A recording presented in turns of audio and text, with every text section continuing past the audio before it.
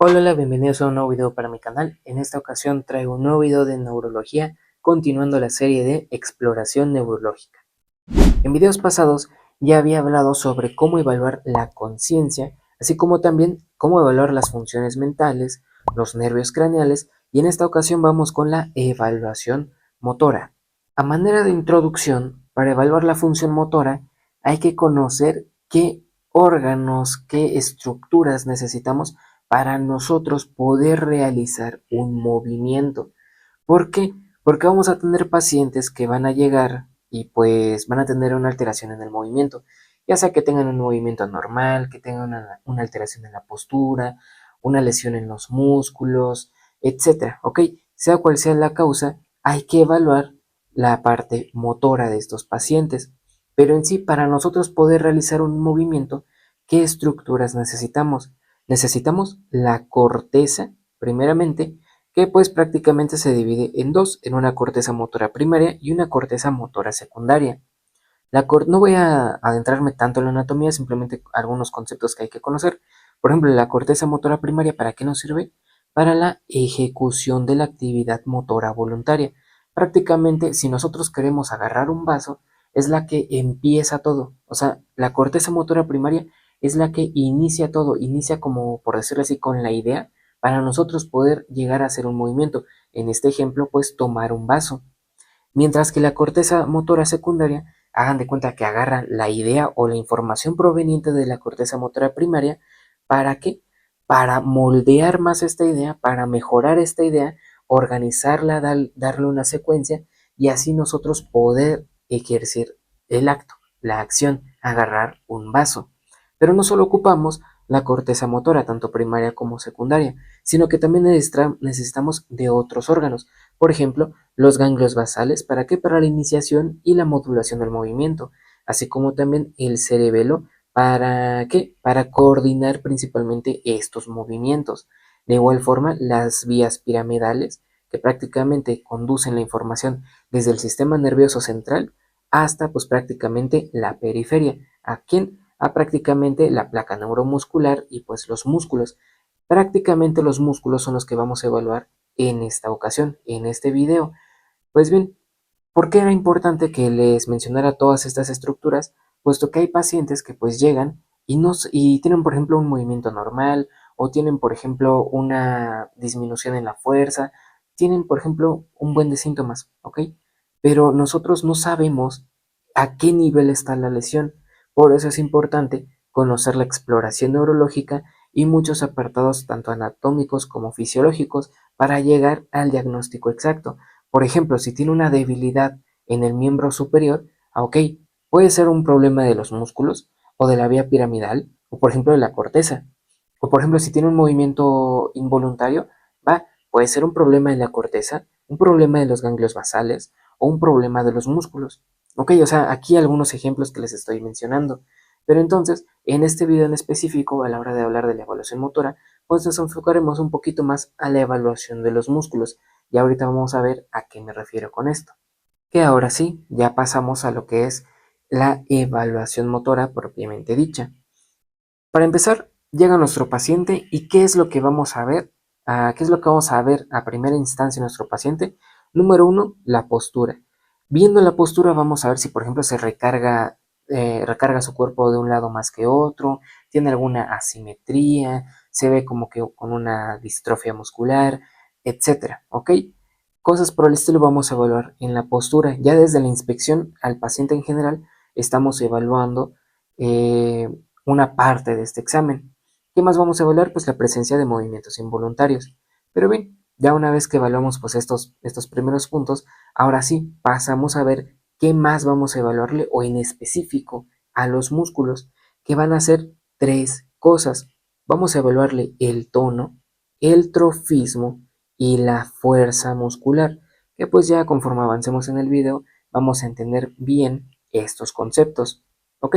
Y por ejemplo, a la hora de la exploración, vamos a poder llegar a utilizar un movimiento pasivo, en donde nosotros ejerzamos el movimiento. Por ejemplo, que le agarremos el brazo al paciente y nosotros hagamos este arco de movimiento.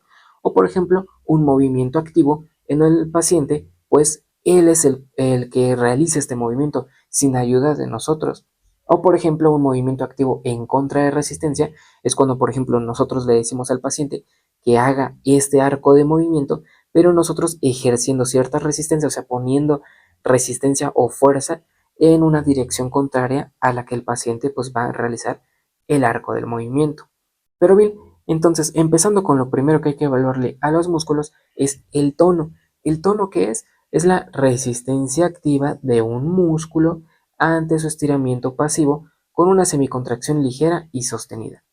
Si por ejemplo ustedes ponen su brazo encima, por ejemplo, de una mesa o de una silla donde les quede más cerca y sienten sus músculos, por ejemplo el bíceps, que es este de acá, el bíceps braquial, si lo sienten, van a sentir prácticamente el tono muscular de su músculo, que pues prácticamente no se siente duro. ¿Por qué? Porque no estamos haciendo fuerza, o sea, no lo estamos contrayendo lo suficiente como para sentirlo pues duro, sino que pues es simplemente un tono normalito, una consistencia blanda que corresponde pues a lo que es un músculo normal. Eso sería pues la resistencia activa de un músculo ante su estiramiento pasivo con una semicontracción ligera y sostenida. Eso es el tono. ¿Cómo lo vamos a explorar? Pues desde la inspección vamos a ver el relieve de los músculos y la forma, o sea, vemos el músculo del paciente, vemos cómo está pues el relieve, las formas que tiene, por ejemplo, su brazo, en este ejemplo de evaluación del bíceps braquial, y pues eso, ok, en la inspección prácticamente es eso. Lo que más nos va a dar como información va a ser lo que es la palpación. ¿Por qué? Porque aquí es en donde vamos a evaluar la consistencia del músculo. Vamos a ver cómo está el tono muscular, cómo está la consistencia de este músculo ante un estiramiento pasivo, ¿ok? O una semicontracción ligera y sostenida. Vamos a ver que normalmente los músculos pues son blandos, o sea, no son duros, son blanditos, pero tampoco son bien aguados, por decirlo así, ¿ok? O sea, sí tienen cierta consistencia, ni tan dura ni tan débil, ¿ok? Eso pues sería más o menos el tono normal. Prácticamente con la inspección de la palpación vamos a tener toda la información del tono. Ahora bien, ¿qué alteraciones en el tono podríamos llegar a encontrar? Aquí están en esta tablita todas las alteraciones que podríamos llegar a encontrar en el tono. Número uno, hipotonía, que es la disminución del tono muscular o de la resistencia muscular de los movimientos. Va a ser cuando, por ejemplo, ustedes sientan un músculo y lo sientan muy débil, o sea, muy blandito, ¿ok? Muy frágil, por decirlo así, ¿ok? Eso será como que la hipotonía. Hipertonía cuando sientan un aumento del tono muscular, lo contrario a la hipotonía. Espasticidad va a ser la hipertonía derivada de la lesión de la vía piramidal. Y pues prácticamente hay una resistencia a los movimientos pasivos, o sea que nosotros hagamos el movimiento por el paciente y que prácticamente se va a llegar a acentuar si nosotros aumentamos la velocidad. Prácticamente es esto de acá, es esto, de que por ejemplo es una como tipo hipertonía en todo el arco del movimiento, pero que ya va a ir disminuyendo poco a poco como se acerque pues al límite de este arco. Pero si nosotros aumentamos la velocidad, va a aumentar esta hipertonía, ¿ok? Eso sería como que la espasticidad. El signo de la navaja es una hipertonía, pero que tiene una brusca reducción de la resistencia ofrecida en condiciones de hipertonía del movimiento pasivo. ¿A qué me refiero con esto? Es prácticamente esto. O sea, es como que una espasticidad inicial, pero pum, de repente se relaja y ya. Entonces, si han visto pues una navaja, o sea, cómo la cierran, como que van muy rápido hacia lo que es su origen, ¿no? Entonces hagan de cuenta que es una hipertonía inicial en el arco del movimiento, pero que de repente ¡fum! Baja la resistencia, dando como este signo de la navaja. Después tenemos, por ejemplo, lo que es la rigidez, que es una hipertonía secundaria de disfunción extrapiramidal, en donde va a existir una resistencia al estiramiento pasivo desde el inicio hasta el final. No confundir con espasticidad. O sea, en ambos hay una hipertonía. Pero, por ejemplo, en la espasticidad, ¿qué lo caracteriza? De que cuando ya va a llegar hasta el final, o sea, prácticamente hasta acá, hasta el límite del arco de movimiento, ya prácticamente va disminuyendo esta hipertonía. Y que además también si nosotros aumentamos la velocidad del arco de movimiento, se va a ver más duro, ¿ok? En cambio, la rigidez aunque aumentamos la velocidad o disminuyamos la velocidad o donde sea que estemos en el arco del movimiento, siempre va a estar hipertónico este movimiento, ¿ok? Este tono. Ahora bien, en cuanto a la rigidez en rueda dentada, pues es la hipertonía en la que se evidencia una sucesión de reducciones pequeñas y transitorias de hipertonía en el arco del movimiento pasivo. Un ejemplo de esta patología es la enfermedad de Parkinson. Es como por ejemplo lo que vemos acá, en donde prácticamente como que tiene una hipertonía, pero como que va bajando. Dense cuenta aquí en estas cosas: hipertonía, relajación, hipertonía, relajación, hipertonía, relajación. Como que estos como temblores que tienen, por ejemplo, los pacientes con enfermedad de Parkinson. Como dice aquí, es una hipertonía con una evidencia de sucesión de reducciones pequeñas y transitorias. Hipertonía, reducción. O sea, es como tipo temblores que tienen los pacientes con Parkinson, por ejemplo. Y pues esos serían como tal los principales, bueno, las principales alteraciones que podremos encontrar en el tono. Otra y muy característica que tengo aquí en la imagen pues sería la asterexis, en donde prácticamente vemos una pérdida brusca, transitoria e iterativa del tono muscular. Esto se puede llegar a apreciar principalmente a la hora de tener una muñeca en hiperextensión. Genera un movimiento como tipo aleteo. O sea, cuando nosotros agarramos a la mano que está así y la subimos, o sea, la extendemos, empieza a hacer estos movimientos, ¿ok? Como que temblores. Sube, baja, sube, baja, sube, baja. Por ejemplo, como dice aquí, de aleteo. Eso sería como la asterexis. Ahora bien, ya evaluamos el tono, ahora pasamos con el trofismo. El trofismo es el grado de desarrollo muscular y esto es muy subjetivo, por decirlo así. ¿Por qué?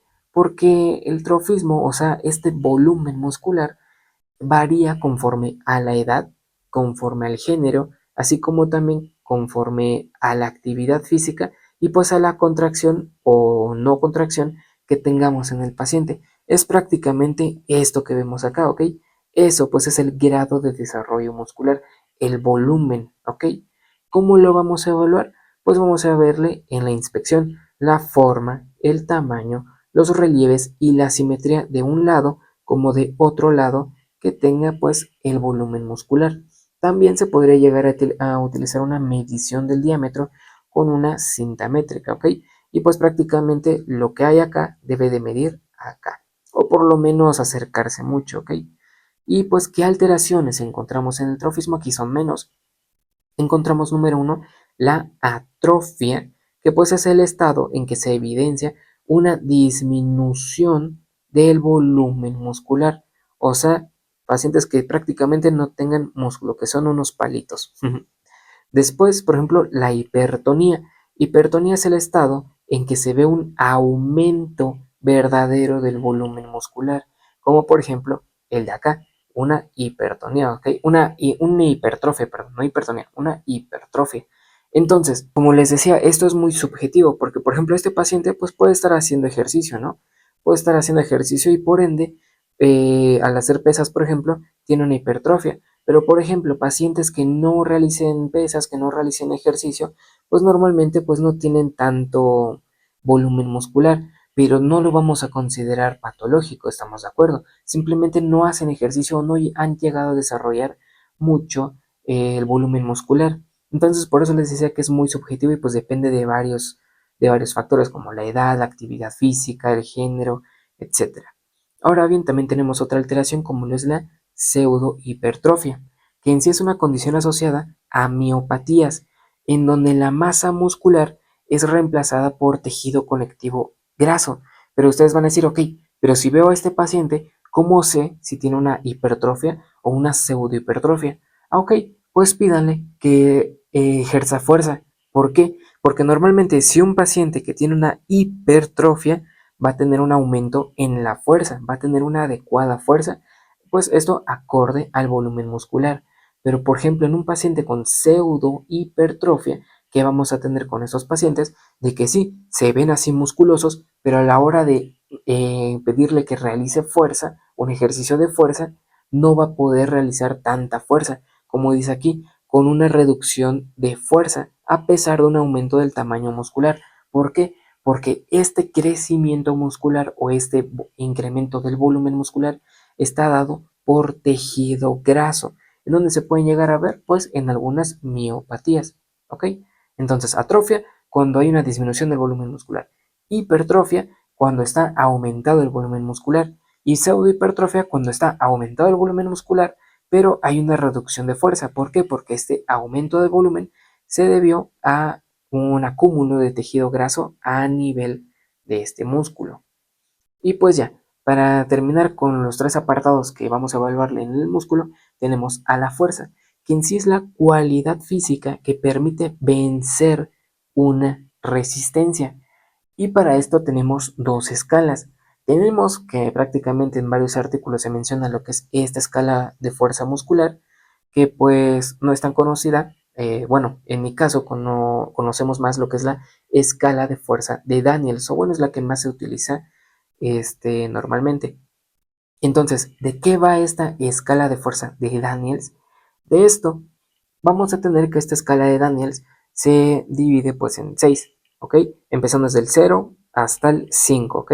6 apartados. Entonces, una puntuación de 0 es cuando no hay contracción, no hay nada de contracción. Si no hay contracción de los músculos, no hay movimiento, ¿ok? Si no hay movimiento, no vence resistencias. Ahora vamos con la puntuación 1. Vamos a darle una escala de Daniels 1 a aquellas personas que tengan una contracción, pero sin movimientos. O sea, vemos que como que se contrae los músculos de acá, por ejemplo de la mano, pero no hay movimiento, simplemente se contrae. Vamos a darle una puntuación de 2 cuando hay un movimiento que no vence a la gravedad. O sea, aquí los músculos sí se contraen, sí va a haber un movimiento, pero que no vence la gravedad. Hagan de cuenta que si en este ejemplo, que por ejemplo esta mano está en una mesa, se va a mover hacia los lados, no de arriba hacia abajo, no vence la gravedad. Ahora, número 3, o bueno, puntuación de Daniels de 3, vamos a dárselos a aquellas personas que tengan un movimiento completo que vence la gravedad. Aquí sí, los músculos se contraen, se mueven, no solo de lado a lado, sino que también de arriba a abajo, ya vence la gravedad. Ahora vamos a darle una puntuación de 4 cuando, por ejemplo, ejercen movimientos con una resistencia leve, ¿ok? Como se ve acá, o sea, pueden elevar la mano, pero ante una poca resistencia. Y por último, una puntuación de 5, aquellos pacientes que tengan un movimiento con resistencia máxima, que pues prácticamente es lo que todos los pacientes deberíamos de tener. Todos deberíamos de tener una puntuación de 5, porque todos podríamos vencer esta resistencia, ¿ok? Si por ejemplo vemos de que no resiste la fuerza un músculo, entonces quiere decir que hay una alteración. Y esto es muy importante mencionarlo, ¿por qué? Porque en el siguiente video voy a hablar sobre la secuencia de fuerza. O sea, por ejemplo, en esta imagen solo les estoy mostrando la mano, pero en sí hay que evaluar prácticamente muchos grupos musculares gracias a la secuencia de fuerza, que pues ya lo vamos a ir viendo en el siguiente video. Voy a hablar desde la secuencia de los músculos del cuello, las manos, las piernas, todo eso. Entonces, si vemos alguna alteración, por ejemplo, en la fuerza, en el tono o en el trofismo, pues esto lo vamos a ver ya a la hora de realizar la secuencia de fuerza. ¿Ok? Por eso es que era importante primero hablar de qué es lo que le evaluamos al músculo para que a la hora de hablar sobre la secuencia de fuerza ya veamos de que si por ejemplo, el cuello como que tiene una alteración, ok, vamos a checar bien la fuerza, el trofismo y pues el tono, ¿ok? Pues bien, ahora, ¿qué alteraciones en la fuerza vamos a encontrar? Vamos a tener toda esta tablita. Hemiplegia es la pérdida de la motilidad activa o fuerza en el cuerpo. Cuando hablemos de plegia, va a ser pérdida total, ¿ok? Plegia, pérdida total. Cuando hablemos de paresia, una disminución, ¿ok? Acuérdense bien de eso. Plegia, ausencia total. Parecia, disminución. Entonces, si yo digo hemiplegia, o sea, hemi de mitad, prácticamente mitad del cuerpo, plegia, entonces pérdida total. Por eso dice aquí, hemiplegia es la pérdida de la motilidad activa o fuerza en un hemicuerpo, ya sea el lado derecho o el lado izquierdo. Hemiparesia, reducción, o sea, disminución de la motilidad activa o fuerza en un hemicuerpo. Dense cuenta, cuando dice plegia es pérdida. Cuando dice paresia, dice reducción o disminución. Ahora bien, cuadriplegia, o sea, 4, dice pérdida de la movilidad activa, tanto de miembros superiores como de inferiores. Por eso dice cuadri, dos superiores y pues dos inferiores. Ahora, cuadriparesia, lo mismo, simplemente que aquí es reducción. Ahora, paraplegia es la pérdida de la movilidad en ambas extremidades inferiores. Si decimos paraparesia, reducción de la movilidad activa en ambos miembros inferiores. Si decimos monoplegia, es una pérdida de la movilidad activa en una sola extremidad, por eso es mono. Ahora, monoparesia es la reducción o disminución de la movilidad activa en un solo miembro. Y por último, fatigabilidad. Cuando, por ejemplo, ustedes hacen ejercicio, por ejemplo, hacen en el gimnasio un día de pierna, cuando bajan escaleras, ¿cómo las sienten? Se sienten muy cansados, como que ya no les dan las piernas, ¿no? Eso sería la fatigabilidad. Es que al inicio hay movimientos normales y todo bien, pero al repetir o mantener estas acciones musculares, pues esta fuerza disminuye. Como les digo, en el ejemplo de alguien que hizo, por ejemplo, un día de pierna en el gimnasio, al inicio podían hacer bien las repeticiones, ¿no? Pero conforme van avanzando las repeticiones, como que ya se van cansando, ¿no? Pues eso sería la fatigabilidad, que pues ya disminuye un poquito esta fuerza, pero pues no es una paresia, sino que simplemente al ejercitarlo y ejercitar el músculo, pues se va cansando. Y pues ahora pasando a la movilidad activa voluntaria, esto ya va a ser para el siguiente video. O sea, hasta el momento prácticamente hemos evaluado tono, trofismo y fuerza, ¿ok? Esas tres características que tienen los músculos. Pero ahora lo vamos a evaluar de forma activa voluntaria gracias a la secuencia de fuerza, que ya va a ser para el siguiente video. Entonces, esto fue todo por este video. Aquí les dejo pues los dos libros que utilicé para hablar sobre este video de la evaluación motora y también los videos pasados y los que van a seguir. Y pues si les gustó, denle like y suscríbanse para nuevos videos en mi canal. Gracias.